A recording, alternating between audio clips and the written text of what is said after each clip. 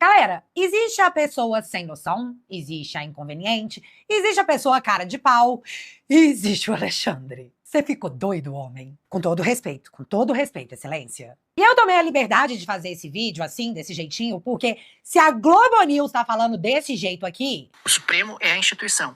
Os ministros do Supremo não são a instituição. Muitas vezes os ministros se colocam como sinônimo da instituição. Questionar o comportamento de um ministro do Supremo é absolutamente legítimo numa democracia.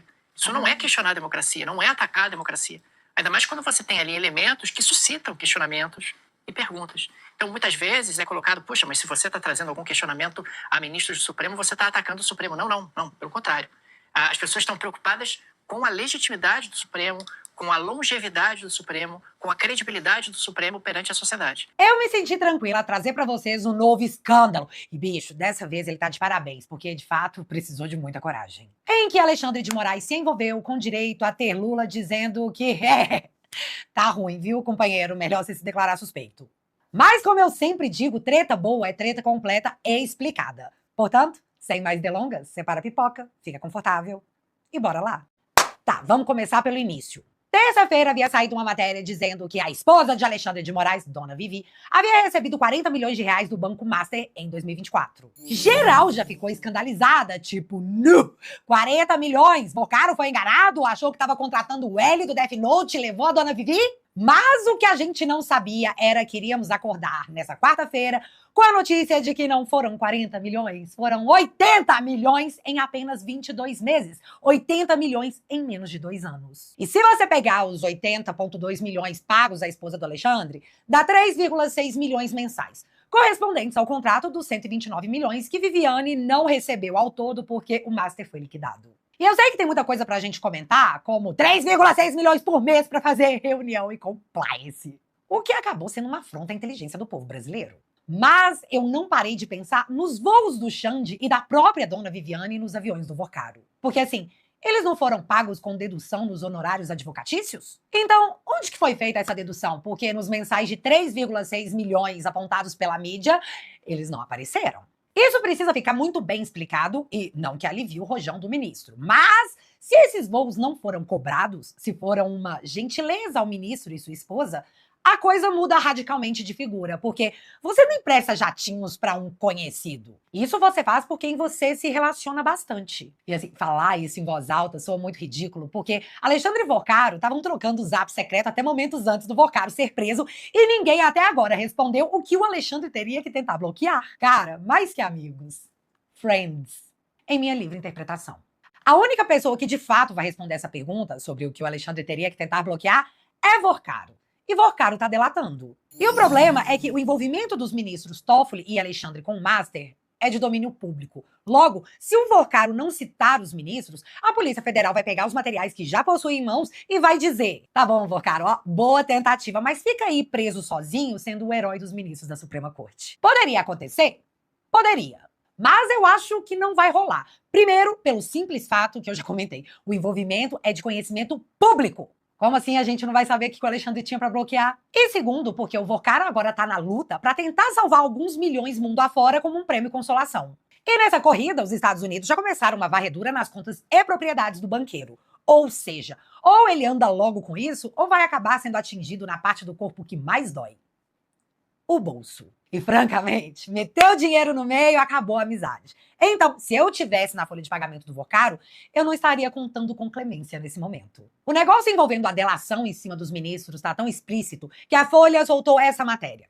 STF e PGR prevêem dilema se delação de Vocaro implicar Toffoli e Moraes. Porém, Mendonça diz auxiliares que rechaça pré-julgamento, mas que não vai ignorar provas. E o dilema enfrentado, segundo a matéria, é que o Gonê tem relacionamento cordial com Alexandre. Então, vai ficar uma torta de climão, porque é o Gonê que, no caso, teria que pedir uma investigação e futuramente apresentar uma denúncia. E, gente, olha bem o que os caras estão pensando. Como seria difícil investigar e denunciar o coleguinha, quando, na verdade, o buraco, se cavar direitinho, pode ser bem mais embaixo. Master bancou viagem de diretor-geral da Polícia Federal, o André Rodrigues, indicado pelo Lula, a Londres. E caso vocês não estejam recordando que evento foi esse em Londres, foi aquele em que o Vocaro bancou degustação de uísque de 3 milhões de reais para algumas figuras públicas. E são elas: Alexandre de Moraes, Andrei Rodrigues, Benedito Gonçalves, Dias Toffoli, Hugo Mota, Ricardo Lewandowski e Paulo Gonet, o PGR.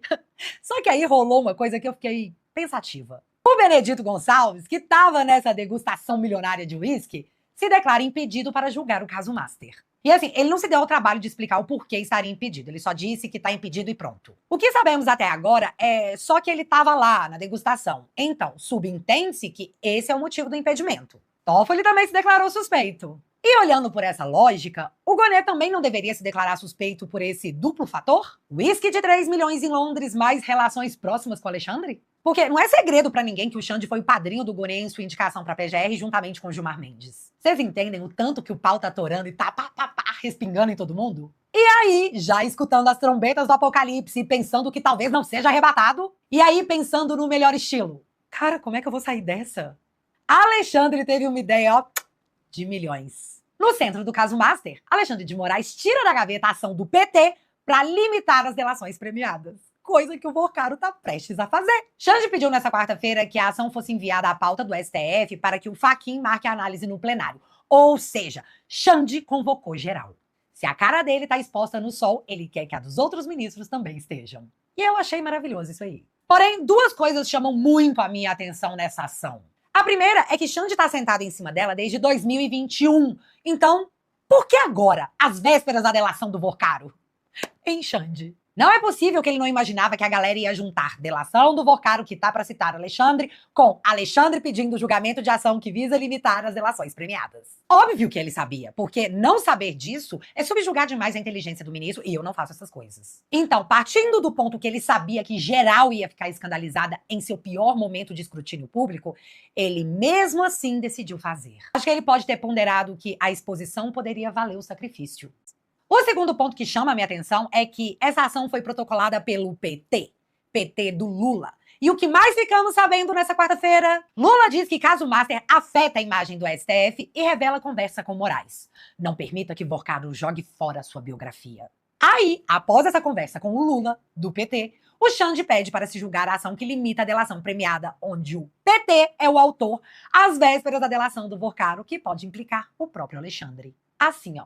Na nossa cara. Mas óbvio que uma coisa não tem nada a ver com a outra e quem ousar pensar diferente tá atacando a democracia e o Estado democrático de direito. Aí o STF vai te colocar no inquérito das fake news. Porque isso é democracia. Ou o que eles entendem de democracia. Lula deu uma entrevista, e eu adoro esse cara falando, sabe? Enche a gente de conteúdo. Dizendo que, em sua conversa com o Alexandre, ele disse que, era só o Alexandre explicar que o contrato com a mulher dele estava tudo certinho, que ele, Alexandre, está afastado do escritório há muitos anos e que tá tudo certo. E eu acho tão assustador como que o Lula naturaliza a ideia de um contrato de 129 milhões com um banco envolvido no maior esquema de fraude financeira do país para se fazer reuniões e manuais de compliance.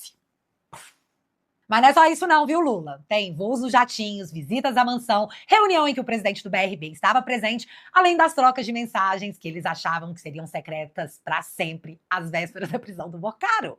E assim, talvez sabendo que não é só o caso do contrato, só o caso do contrato.